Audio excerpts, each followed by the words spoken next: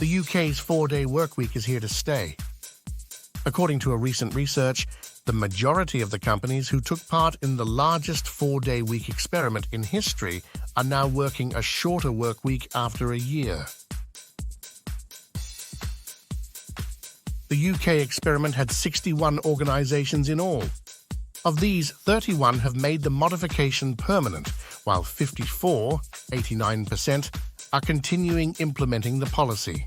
Regarding the implications of a shortened work week, 82% of the firms questioned stated that it would improve employee welfare, and half of them said that it would lower employee turnover. The long-term sustainability of the favourable effects shown in four-day week experiments has been questioned by critics of the practice. According to Boston College's Juliet Schor, a professor of sociology who oversaw the UK trial, the latest data indicates that they could be. She stated, overall results have held and have even continued to improve in some cases. The state of both physical and mental health, as well as work-life balance, has greatly improved since 6 months ago. Improvements in life satisfaction and burnout remain stable, while job satisfaction and sleep issues have somewhat decreased. The majority of the initial improvement is still present. The UK left a harmful energy agreement. The existence of such an agreement will confound many.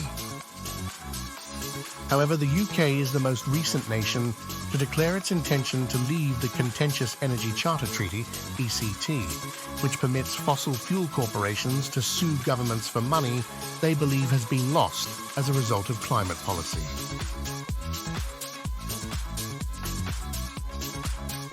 The most contested investment treaty in the world, the ECT facilitates legal action through an opaque system of secret tribunals.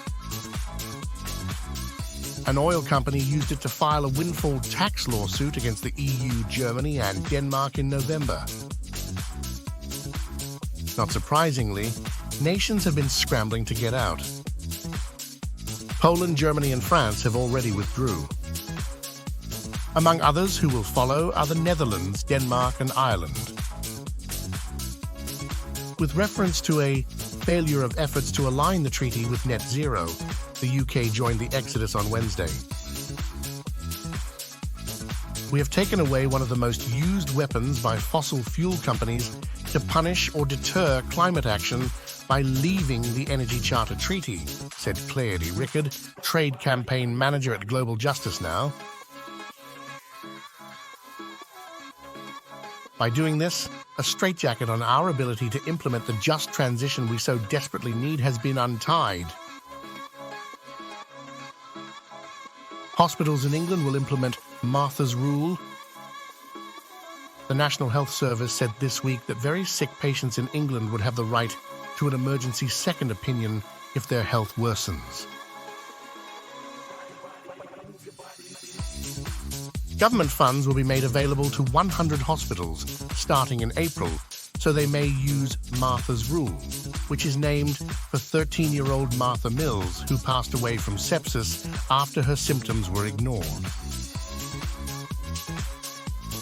Eventually, the program will be implemented across the country.